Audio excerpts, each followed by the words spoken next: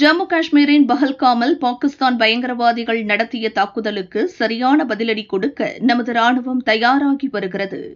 முன்னதாக வாகா எல்லை மூடல், சிந்து நதிநீர் நிறுத்தம், பாகிஸ்தான் விமானங்கள் இந்திய வான் எல்லையில் பறக்க தடை, பாகிஸ்தான் பொருட்கள் இறக்குமதிக்கு தடை என பல்வேறு அதிரடி நடவடிக்கைகளையும் மத்திய அரசு எடுத்துள்ளது. இன்னொரு பக்கம் சுற்றுலா பயணிகளை சுட்டுக் கொன்றுவிட்டு தப்பிய பாகிஸ்தான் பயங்கரவாதிகளை தேடியழிக்கும் பணியும் நடக்கிறது. காஷ்மீர் எல்லையில் மறைந்திருந்து அவ்வப்போது தாக்கும் பயங்கரவாதிகளுக்கு நம் ராணுவத்தினர் சரியான பதிலடி கொடுக்கின்றனர். பள்ளத்தாக்கு முழுவதும் ராணுவத்தினர் பெரிய அளவிலான பயங்கரவாத எதிர்ப்பு நடவடிக்கைகளை தொடங்கியுள்ளனர். சந்தேகிக்கப்படும் மறைவிடங்களை சோதனை செய்து பயங்கரவாதிகள் பயன்படுத்திய தங்குமிடங்களை இடித்துள்ளனர். நூற்றுக்கணக்கான பயங்கரவாத கூட்டாளிகளை விசாரணைக்காக கைது செய்துள்ளதாகவும் கூறப்படுகிறது. பூஞ்ச் மாவட்டத்தில் உள்ள சூரன்கோட் வனப்பகுதியில் ராணுவமும் ஜம்மு காஷ்மீர் போலீசும் இணைந்து தேடுதல் வேட்டையில் இறங்கினர். அப்போது பயங்கரவாதிகளின் ஒரு மறைவிடத்தை கண்டுபிடித்தனர்.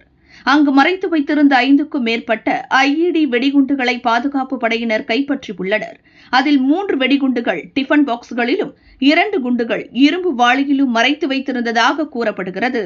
அந்த இடத்தில் இருந்து தகவல் தொடர்பு சாதனங்களையும் பாதுகாப்பு படையினர் கைப்பற்றியுள்ளனர்.